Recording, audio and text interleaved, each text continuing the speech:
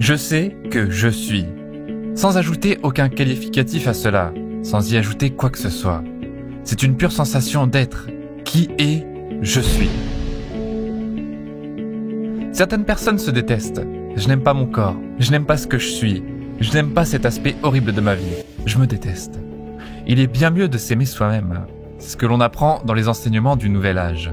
On apprend à laisser tomber cette relation dysfonctionnelle avec soi-même. Et c'est une bonne chose. Il vaut bien mieux s'aimer que se détester. Cependant, il faut parvenir à cette transition, ce qui n'est pas facile si la haine de soi est profondément ancrée.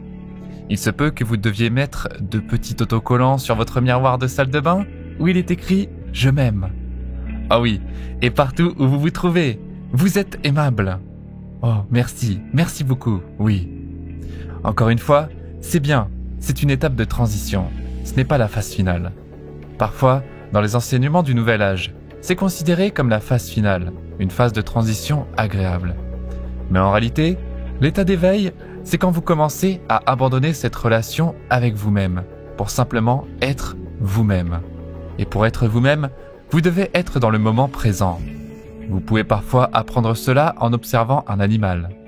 L'animal est à un stade pré-égotique. C'est vers cela que nous nous dirigeons, vers un stade post-égotique.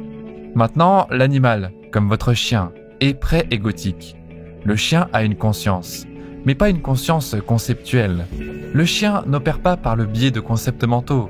En d'autres termes, le chien n'a pas d'opinion sur vous. C'est pour ça que vous aimez tellement le chien. Et aussi, le chien n'a pas de relation avec lui-même. Les humains en ont une, mais je n'ai jamais rencontré un chien qui ait un problème d'estime de soi, par exemple. Je n'ai jamais rencontré un chien qui ait un problème d'image corporelle.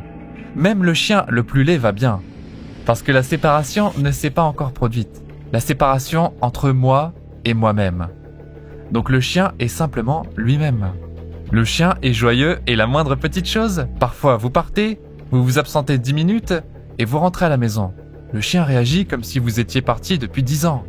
Il est tellement heureux et cette joie est contagieuse. Le bonheur du chien, le mouvement de sa queue. Pourquoi le chien est-il si heureux ? Parce qu'il n'a pas de moi.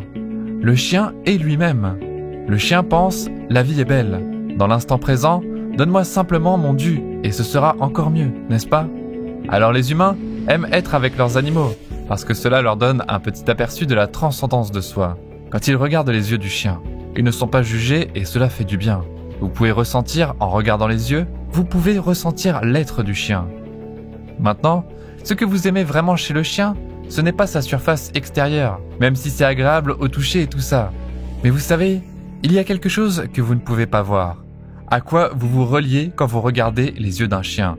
C'est l'essence du chien.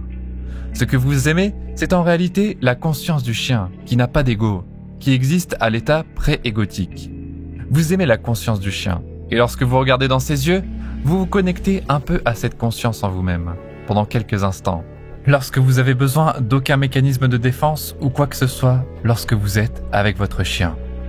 Bien qu'il y ait des humains avec des gros égos, j'ai observé quelques personnes qui interagissent avec leur animal de compagnie à travers leur ego. Mais c'est une autre histoire et c'est une histoire triste. Elles ont une relation d'ego. Je connaissais une femme qui, le soir, mettait de la nourriture dehors pour son chat, qui sortait dans le jardin. Elle avait la fenêtre ouverte, c'était il y a des années. Si le chat ne venait pas parce qu'il avait d'autres choses à faire dans le jardin et que c'était l'heure du dîner pour le chat, elle mettait la nourriture et attendait que le chat vienne. Si 15 minutes passaient et que le chat ne venait pas, elle disait « d'accord ». Puis elle fermait la fenêtre en disant « si elle ne veut pas me voir, je ne veux pas la voir ». Mon Dieu, elle a une relation d'ego avec son chat. Il s'agit donc d'une relation avec soi-même qui est finalement transcendée pour que vous puissiez simplement être dans le moment présent. Et maintenant, plongeons un peu plus profondément. Dans le moment présent, qui ou quoi êtes-vous sans référence à une pensée, sans référence à une pensée sur qui vous êtes ? C'est un point intéressant. En d'autres termes, à quoi ressemble le fait d'être vous-même sans vous rappeler votre passé ou de penser au futur, juste en cet instant ? Vous n'avez pas besoin de vous rappeler votre adresse email ou quoi que ce soit. Ce n'est pas nécessaire maintenant, ou de vous souvenir de ce que vous avez mangé hier. Sans référence au passé et au futur, que se passe-t-il ? Est-ce que vous disparaissez ? Ou qu'est-ce qu'il reste de vous sans la mémoire du récit que vous décrivez habituellement comme « ma vie » ? Sans cette mémoire, qu'est-ce que cela fait d'être vous? Et je ne peux pas répondre à cela.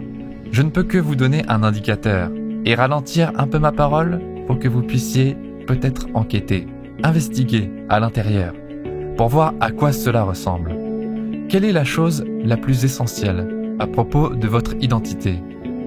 Êtes-vous toujours là quand vous ne pensez pas à votre vie, comme maintenant? Êtes-vous toujours là? Et qu'est-ce que c'est? Je ne vais pas répondre, et je n'attends pas de réponse conceptuelle. Donc ça, c'est moi. Il y avait un ancien enseignant spirituel en Inde dont la méditation préférée consistait à demander à ses disciples de se demander « Qui suis-je » Vous pouvez aussi vous demander « Qu'est-ce que je suis ? Qui ou quoi suis-je » Mais ne répondez pas verbalement. Ressentez ou percevez ce que cela signifie d'être vivant ou d'être vous. Qu'est-ce que je suis? Il y a une pause dans le flux de pensée. Puis que se passe-t-il lorsque cette pause survient dans ce flux de pensée, comme maintenant? Et dans cette pause, il y a un calme. Oui, il y a aussi un sentiment de présence, d'être. Et dans ce sentiment de présence, vous savez que vous êtes. Vous pouvez dire « je suis », vous savez, sans ajouter de qualificatif, sans rien ajouter à ce « je suis ». C'est une pure sensation d'être. Qui est « je suis ». C'est très paisible.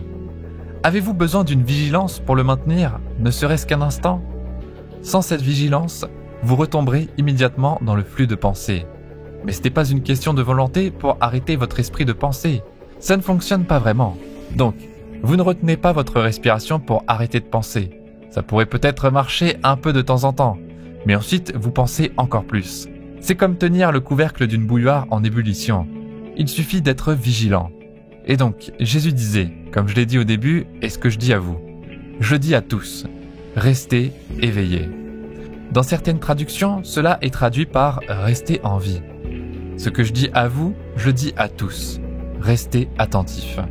Cette vigilance est la conscience sans la pensée.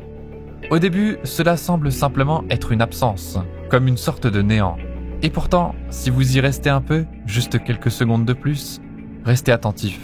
Vous pouvez alors ressentir que ce n'est pas seulement l'absence de quelque chose, c'est aussi la présence de quelque chose.